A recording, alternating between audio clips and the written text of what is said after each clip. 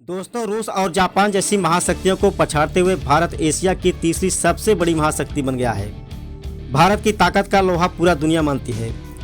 हम इस बात का सबूत हाल ही में आए एक रिपोर्ट में साबित हो गया है। हाल ही में ऑस्ट्रेलिया के थिंक टैंक लोबी द्वारा जारी एशिया पावर इंडेक्स की रैंकिंग में भारत को एक महत्वपूर्ण स्थान पर पहुंचा दिया है। रिपोर्ट के अनुसार भारत अमेरिका और रूस के बाद तीसरी महाशक्ति बन गया है। इस रैंकिंग में भारत ने रूस और जापान जैसी महाशक्तियों को पीछे छोड़ते हुए तीसरे स्थान पर पहुंच गया है। भारत का स्कोर 39.1 है, जबकि जापान का स्कोर 38.9 है, जिससे वह चौथे स्थान पर लुढ़क गया है। इस रैंकिंग में पाकिस्तान की हालत बहुत खराब नजर आती है। केंद्रीय मंत्री हरदीप सिंह पुरी ने एशिया पावर इंडेक्स में भारत की बढ़त का श्रेय प्रधानमंत्री नरेंद्र मोदी के दूरदर्शी नेतृत्व और वैश्विक रणनीति को दिया है। रिपोर्ट के अनुसार 2023 में भारत ने एशिया पावर इंडेक्स के देशों के साथ सबसे अधिक कूटनीतिक संवाद में भाग लिया, जो यह दिखाता है कि भारत अपनी कूटनीतिक स्थिति को मजबूत करने में सक्रिय है।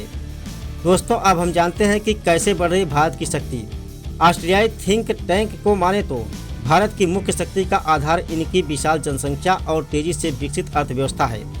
रिपोर्ट में भारत की आर्थिक क्षमता में 4.2 अंकों की वृद्धि हुई है। इसके साथ ही भविष्य के संसाधनों के संदर्भ में भारत का स्कोर 8.2 अंकों में बढ़ रहा है।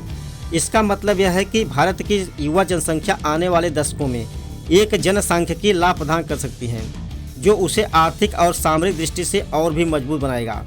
रिपोर्ट के परिणाम स्वरूप भारत की शक्ति को वैश्विक भू राजनीति में एक नई दिशा में ले जाने की संभावनाएं बन रही हैं। जैसे जैसे भारत अपने संसाधनों का सही उपयोग करेगा और अपनी कूटनीतिक क्षमताओं को बढ़ाएगा, तो वह एशिया में एक प्रमुख शक्ति के रूप में उभरेगा।